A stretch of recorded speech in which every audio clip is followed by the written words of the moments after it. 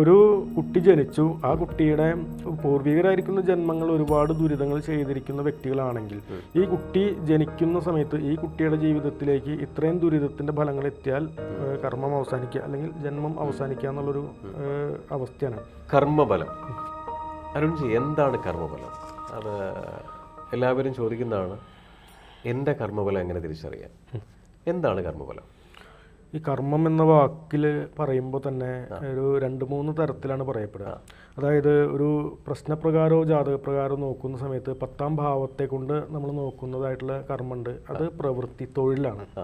മറ്റൊരു കാര്യം ചലനം കർമ്മ. ഏതൊരു വ്യക്തിയുടെയും അല്ലെങ്കിൽ ഏതൊരു വസ്തുവിൻ്റെയും ചലനം തന്നെ കർമ്മമായിട്ടാണ് സങ്കല്പം പറയാം. അപ്പോൾ അങ്ങനെ ഒരു കർമ്മമുണ്ട്.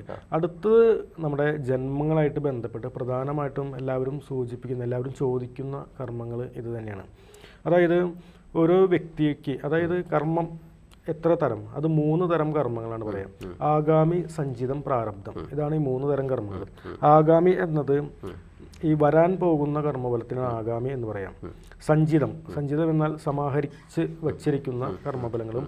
പ്രാരബ്ധം പ്രകർഷേണ ആരംഭിച്ചിട്ടുള്ളത്, അതായത് നമുക്ക് ഇന്ന് നടന്നുകൊണ്ടിരിക്കുന്ന കർമ്മഫലങ്ങൾ. അതായത് അനേക കോടി ജന്മങ്ങൾ, ഒരു മനുഷ്യനായിക്കോട്ടെ, അത് അനേക കോടി ജന്മങ്ങൾ കഴിഞ്ഞിട്ടാണ് നമ്മൾ ഇന്നിപ്പോൾ ഈ ഇരിക്കുന്നൊരു അവസ്ഥയിലേക്ക് നിൽക്കുന്നത് എന്നാണ് പൊതുവെ പറയപ്പെടുന്നത്. അതിൽ തന്നെ ഓരോ ജന്മങ്ങളിലും നമ്മളുടെ പ്രവൃത്തികളുടെയും മറ്റും ഫലമായിക്കൊണ്ട് നമ്മളിലേക്ക് വന്നു ചേരുന്ന ആ ഗുണദോഷങ്ങൾ, അതാണ് ഈ കർമ്മഫലമായിട്ട് പറയുന്നത്. അപ്പോൾ ഈ കർമ്മഫലങ്ങളാണ് പിന്നീടും നമ്മൾ ഓരോ ജന്മങ്ങളിലും അനുഭവിക്കുന്നതും. അതൊക്കെയാണ് ജാതകപ്രകാരവും പ്രശ്നപ്രകാരവും നമ്മൾ കണ്ടെത്തുന്നതായിട്ടുള്ളൊരു വിഷയം. അപ്പം ഈ അനേക കോടി ജന്മങ്ങളാൽ സമാഹരിച്ച് വച്ചിരിക്കുന്ന ആ കർമ്മം അത് പ്രകർഷേണ ആരംഭിക്കുക വെച്ചിട്ടുണ്ടെങ്കിൽ ഓരോ ജന്മത്തിലും ഓരോ പാകം വന്നിട്ടുള്ള അവസ്ഥ പറയുന്നുണ്ട്. അതായത് ഇത്ര ഗുണങ്ങൾ അനുഭവിക്കണം അല്ലെങ്കിൽ ഇത്ര ദോഷങ്ങൾ അനുഭവിക്കണം. അപ്പോൾ എൻ്റെ ഒരു ചെറിയൊരു അറിവാണ്, അല്ലെങ്കിൽ വായിച്ചിട്ടുള്ള ചെറിയൊരു അറിവ് മാത്രമാണ്. എത്രത്തോളം ശരിയുണ്ടെന്നറിയില്ല ഈ ഒരു വിഷയത്തിൽ. കാരണം എല്ലാവരുടെ ഇടയിലും ഒരു സംശയം നിൽക്കുന്നതാണ്. ചില കുട്ടികൾ ജനിച്ചു കഴിഞ്ഞാൽ ചിലപ്പോൾ പ്രായം തികയുന്നതിന് മുന്നേ പോലും മരണം സംഭവിക്കലുണ്ട്. അപ്പോൾ എല്ലാവരും സാധാരണ പറയുന്ന ഒരു വാചകമാണ്, ആ കുട്ടി എന്ത് തെറ്റ് ചെയ്തിട്ടാണ് മരണം സംഭവിച്ചതെന്ന് പോലും പറയലുണ്ട്.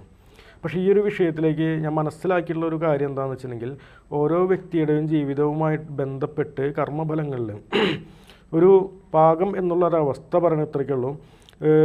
ഒരു ഗുണമാണ് എങ്കിൽ തന്നെ ആ ഗുണത്തിൻ്റെ ഒരു ലെവലുണ്ട്. ആ ലെവലെത്തുകയോ അല്ലെങ്കിൽ ഒരു ദോഷമാണെങ്കിലും ആ ദോഷത്തിന് പറയപ്പെട്ട ഒരു ലെവലെത്തുകയോ ചെയ്തു കഴിഞ്ഞാൽ അവർ ആ ഒരു ജന്മം അവസാനിച്ച് അടുത്തൊരു ജന്മത്തിലേക്ക് പ്രവേശിക്കുക ചെയ്യാം. അപ്പോൾ ഒരു വ്യക്തി അവരുടെ മുൻ ജന്മങ്ങളുമായിട്ട് ബന്ധപ്പെട്ട് ഏതെങ്കിലും തരത്തിലുള്ള ഒരുപാട് ദോഷങ്ങളാവും ചിലപ്പോൾ അനുഭവിക്കാനായിട്ടുണ്ടാവുക.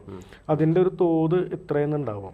പക്ഷേ ഇത് ഓരോ വ്യക്തികളുടെയും ജന്മത്തിലേക്ക് ആ വ്യക്തി ചെയ്യുന്ന, അതായത് ഈ ജന്മത്തിൽ ഒരു വ്യക്തി ആ വ്യക്തി ചെയ്യുന്ന പ്രവൃത്തികൾ മാത്രമല്ല, ആ വ്യക്തി ഏതൊരു കുലത്തിൽ ജനിച്ചോ ഏതൊരു സ്ഥലത്ത് ജീവിക്കുന്നു അതുമായിട്ട് ബന്ധപ്പെട്ട ഗുണദോഷങ്ങളും കൂടിയും അനുഭവിക്കാൻ പ്രാപ്തനാണ്. അപ്പോൾ അതുകൊണ്ട് തന്നെ ഒരു കുട്ടി ജനിച്ചു. ആ കുട്ടിയുടെ ഇത്രത്തോളം പുണ്യമോ ഇത്രത്തോളം പാപമോ ആയാൽ ആ കുട്ടിയുടെ ആ ഒരു ജന്മം അല്ലെങ്കിൽ ആ ഒരു കർമ്മം അവസാനിച്ചു എന്ന് പറയേണ്ട സമയത്താണെങ്കിൽ പോലും ആ കുട്ടിയുടെ പൂർവികരായിരിക്കുന്ന വ്യക്തികളിൽ കൂടെ ചെയ്തിരിക്കുന്ന ഗുണദോഷങ്ങളും കൂടിയും ഈ കുട്ടിയുടെ ജീവിതവുമായിട്ട് ബന്ധപ്പെട്ട് കിടക്കും. അപ്പോൾ ആ പൂർവികരായിരിക്കുന്ന ജന്മങ്ങൾ ഒരുപാട് ദുരിതങ്ങൾ ചെയ്തിരിക്കുന്ന വ്യക്തികളാണെങ്കിൽ ഈ കുട്ടി ജനിക്കുന്ന സമയത്ത് ഈ കുട്ടിയുടെ ജീവിതത്തിലേക്ക് ഇത്രയും ദുരിതത്തിൻ്റെ ഫലങ്ങൾ എത്തിയാൽ ആ കർമ്മഫലം അവസാനിക്കുക എന്നുള്ളൊരു കർമ്മം അവസാനിക്കുക അല്ലെങ്കിൽ ജന്മം അവസാനിക്കുക എന്നുള്ളൊരു അവസ്ഥയാണ്. അപ്പോൾ ആ പൂർവികര കർമ്മഫലം കൂടിയും ഈ കുട്ടിയിലേക്ക് വരുമ്പോൾ ആ കുട്ടിയുടെ ജീവിതം അവിടെ വെച്ച് അവസാനിക്കണം. പൊതുവെ അങ്ങനെയാണ് ഉണ്ടാവല്. അപ്പോൾ കർമ്മഫലങ്ങൾ എന്ന് പറഞ്ഞാൽ ആഗാമി, സഞ്ചിത, പ്രാരബ്ധ ഭേദേന ത്രിവിധാനി സന്ധി. 3 തരത്തിലാണ് കർമ്മഫലങ്ങൾ. ഒന്ന് ആഗാമിയാണ്, വരാൻ പോകുന്ന കാലഘട്ടത്തിലേക്ക് നമ്മൾ അനുഭവിക്കേണ്ടതാണ്. ഒന്ന് സഞ്ചിതമാണ്, സമാഹരിച്ച് വെച്ചിരിക്കുന്ന കർമ്മഫലങ്ങളാണ്. പിന്നെ ഒന്ന് പ്രാരബ്ധമാണ്. പ്രാരബ്ധം എന്നുള്ളൊരു വിഷയത്തിൻ്റെ ഈ ദോഷങ്ങൾ അകറ്റുന്നതിന് വേണ്ടിയിട്ടാണ് പ്രധാനമായിട്ടും നമ്മുടെ പല ഗ്രന്ഥങ്ങളും ഇപ്പോൾ ഈ ഈശ്വരീയമായിട്ടുള്ള എല്ലാ വിഷയങ്ങളും പറയപ്പെടുന്നത്. ഇപ്പോൾ രാമായണം കിളിപ്പാട്ട് തുടങ്ങുന്ന സമയത്താണെങ്കിലും അതിനകത്ത് പോലും തുടക്കത്തിൽ പറയുന്നത് പ്രാരബ്ധ വിഘ്നങ്ങളെ വാരണം ചെയ്തിടുവാൻ ആവോളം വന്ദിക്കുന്നേ. അപ്പോൾ ഈ പ്രാരബ്ധം എന്നുള്ളത് നമ്മൾ മുന്നൊക്കെ നമ്മൾ ചെയ്തിരിക്കുന്ന എല്ലാത്തിൻ്റെയും വിഷയങ്ങൾ, ആ ഫലങ്ങൾ നമ്മൾ ഇപ്പോൾ അനുഭവിച്ച് വരുന്ന ഒരു അവസ്ഥേനെയാണ് പ്രാരബ്ധം എന്ന് പറയാം. ഒരു ജാതകത്തിനെയും പ്രാരബ്ധം എന്ന് പറയും. കാരണം പ്രാഗ്ജന്മാർജിത പുണ്യാക പ്രാബല്യോ ദ്രേഗഹേതുത പ്രാരബ്ധ സംജ്ഞിമാനുഷ്യ ജാതകോ ജാതക ചിന്തനം. അതായത് പ്രാഗ്ജന്മാർജിത പുണ്യക, പ്രാക്ക് മുന്നേയുള്ള ജന്മങ്ങളുമായിട്ട് ആർജിക്കപ്പെട്ടതായ പ്രാഗ്ജന്മാർജിത പുണ്യ അഘം, പുണ്യമായിക്കോട്ടെ അഘം പാപമായിക്കോട്ടെ, അത് ഇപ്പോൾ ഏതൊക്കെ അനുഭവത്തിലേക്ക് വരുന്നു അതിനെ പ്രാരബ്ധം എന്ന് പറയും. അതുകൊണ്ട് തന്നെ ജാതകത്തിനെയും പ്രാരബ്ധം എന്ന പേര് തന്നെ, ആ പേരിൽ തന്നെ ജാതകവും അറിയപ്പെടുന്നു എന്നും പറയപ്പെടുന്നു. ഈ കർമ്മഫലം വരുന്ന എന്താ പറയുക, ഈ പ്രാരാബ്ധ കർമ്മം എന്ന് പറഞ്ഞതുപോലെ ഇപ്പോൾ നാളേക്ക് നമ്മൾ വരുന്ന കർമ്മം നമ്മൾ എന്താണോ നല്ലത് ചെയ്യുന്നത് അതിന് നല്ലതായിരിക്കും വരിക. ഇപ്പോൾ കഴിഞ്ഞ ജന്മത്തിൽ ചെയ്തത് അല്ലെങ്കിൽ നമ്മുടെ പൂർവികർ ചെയ്തത് നമുക്ക് ബാധിക്കാതിരിക്കാൻ അല്ലെങ്കിൽ നമ്മുടെ നെക്സ്റ്റ് തലമുറയ്ക്ക് ബാധിക്കാതിരിക്കാൻ എന്തെങ്കിലും ആസ് എ പാരൻസ് എന്തെങ്കിലും പ്രിക്കോഷൻ എടുക്കാൻ പറ്റുമോ? മാതാപിതാക്കൾക്ക് എന്തെങ്കിലും പ്രിക്കോഷൻ എടുക്കാൻ പറ്റുമോ? സാധാരണ ഈ കർമ്മഫലത്തിൽ മറ്റൊരു പ്രത്യേകത എന്താണെന്ന് വെച്ചിട്ടുണ്ടെങ്കിൽ, ഒരു കുട്ടിയുടെ ജനനം, ആ ജനനത്തിലേക്ക് അദ്വാദ ശബ്ദം നരയോനി ജന്മനാം ആയുഷ്കലം നിശ്ചയിതും ശക്യത, 12 വയസ്സ് വരേക്കും ആ കുട്ടിയുടെ ശരിക്ക് വയസ്സിനെ നിശ്ചയിക്കാൻ സാധിക്കില്ല എന്നൊക്കെ പറയപ്പെടുന്നുണ്ട്. അപ്പോൾ മാത്രാച്ച പിത്ര കൃത പാപകർമ്മ, ആ 12 വയസ്സിനുള്ളിൽ അമ്മയുടെയും അച്ഛൻ്റെയും ജീവിതവുമായിട്ട് ബന്ധപ്പെട്ട് അവരെ കുലങ്ങളായിട്ട് ബന്ധപ്പെട്ട് കിടക്കുന്ന ഗുണദോഷങ്ങളും അതോടൊപ്പം തന്നെ ഈ കുട്ടിയുടെ തന്നെ ബാലാരിഷ്ടപരമായിരിക്കുന്ന ദോഷങ്ങളും കൂടി ആ കുട്ടിയെ അനുഭവിക്കുന്നതാണ് പറയാം. ഇതിലൊരു അച്ഛൻ അമ്മ പോലുള്ള ആളുകൾക്ക് ആ കുട്ടിയിലേക്ക് വരുന്ന കർമ്മഫലങ്ങൾ അനുഭവിക്കാതിരിക്കാൻ വേണ്ടിയിട്ട് അതിൽ പ്രത്യേകമായിട്ട് എന്തെങ്കിലും ചെയ്യാൻ സാധിക്കുമെന്ന് തോന്നുന്നില്ല. സാധാരണഗതിയിൽ മറ്റൊരു കാര്യം പറയും, ഈ ജീവിതത്തിൽ നമ്മൾ ചെയ്യുന്ന പ്രവൃത്തികളിൽ കൂടെ നേരത്തെ പറഞ്ഞല്ലോ, പുണ്യമായിക്കോട്ടെ പാപമായിക്കോട്ടെ ഇനി അടുത്ത ജന്മങ്ങളിൽ അനുഭവിക്കുന്നത്. അതാണ് ഈ സ്വർഗാദി അനുഭൂക്ഷീണ ശിഷ്ട പ്രാചീന കർമ്മണം ഭോഗായ ജനനം നൃണാം മോഹഭാജം മുഹുർമുഹു നേരത്തെ മുൻ പറഞ്ഞു പോയിട്ടുള്ളതാണ്. അപ്പോൾ അതിലെന്താ ഒരു പ്രത്യേകത എന്ന് വെച്ചിട്ടുണ്ടെങ്കിൽ, നമ്മൾ ഈ മോഹത്തിൻ്റെ ഭാഗമായിക്കൊണ്ടുള്ള ജീവിതമാണ് ഓരോ വ്യക്തികൾക്കുള്ളത്.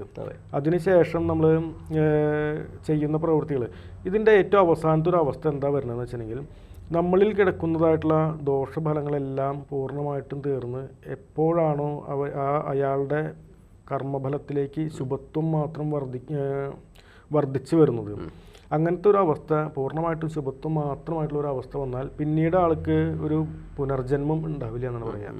അപ്പോൾ മോക്ഷം കിട്ടുക എന്നുള്ളൊരു അവസ്ഥ അപ്പോഴേ ഉണ്ടാവുള്ളൂ. അപ്പോൾ സാധാരണഗതിയിൽ എപ്പോഴും എല്ലാവരും പറയും, മരിച്ചു കഴിഞ്ഞാൽ മോക്ഷം കിട്ടാൻ വേണ്ടിയിട്ടാണ് നമ്മൾ ശ്രാർദ്ധാദി കർമ്മങ്ങളെല്ലാം ചെയ്യണമെന്ന് പറയും. അവിടെ മോക്ഷമല്ല, മറിച്ച് അവരെ പ്രീതിക്ക് വേണ്ടിയിട്ട് അവർക്കൊരു ഗതി കൊടുക്കുന്ന ഒരു കർമ്മം മാത്രമാണ്.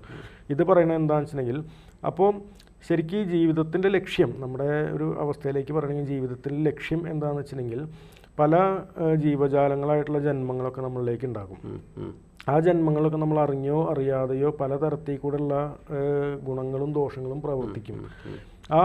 ആ ദോഷങ്ങളുടേതായിട്ടുള്ള ഫലങ്ങളെല്ലാം തീർന്നുകൊണ്ട് ഗുണം വർദ്ധിച്ചുകൊണ്ട് ഏറ്റവും അവസാനം ഈശ്വരനിൽ ലയിക്കുക എന്നുള്ളൊരു അവസ്ഥയ്ക്ക് വേണ്ടിയിട്ടാണ് ഓരോ വ്യക്തികളുടെയും ജീവിതം. അപ്പം അതിനു വേണ്ടിക്കൊണ്ടാണ് സാധാരണഗതിയിൽ ഏതൊരു മതഗ്രന്ഥങ്ങളാണെങ്കിലും അവിടെ നല്ല കർമ്മങ്ങൾ ചെയ്യാൻ വേണ്ടിയിട്ട് ആൾക്കാരെ കൂടുതൽ ഉപദേശിക്കുന്നു.